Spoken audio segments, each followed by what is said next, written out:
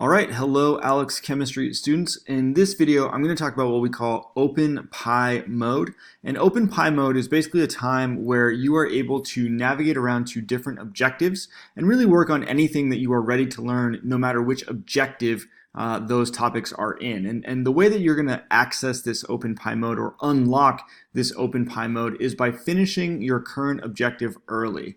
And you will know that you have finished your current objective because basically it's over here, it's going to say your next objective begins, as opposed to saying, you know, your current objective or you're working toward finishing your objective.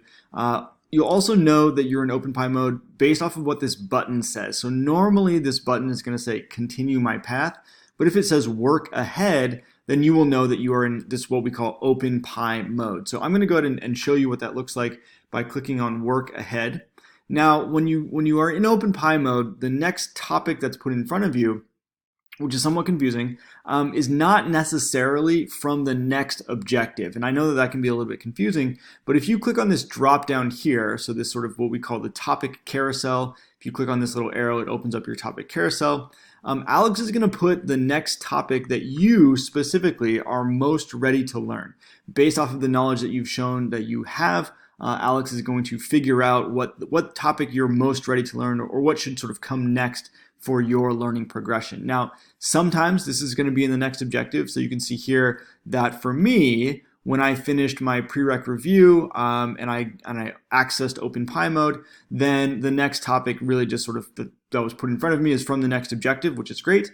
But that's not always going to be the case. And if it's not the case, this actually will say ready to learn. And it could be some topic from later on in the course. But obviously, you know, you're probably going to be wanting to work on the next objective. So if I click here, this will allow me to navigate to whichever objective, you know, like let's say that we're in chapter 2 and I want to go back to this next objective. I can just select that, and then these topics that I see here, these are going to be the topics that are in that next objective. So that's probably going to be where you want to start, what you want to be working on, right? So just by navigating up here, you can select this is the topic that I want to see, or objective that I want to see, and then these are the topics that I want to be working on. And then you can start seeing this question, and you start working on that topic. So a little bit of navigation here to open up the topic carousel, open up the objectives menu, and then to select where you want to go. And when, like I said, when you're in OpenPy mode, you're able to do that because you know you're able to navigate around. So hopefully that's helpful about navigating OpenPy mode.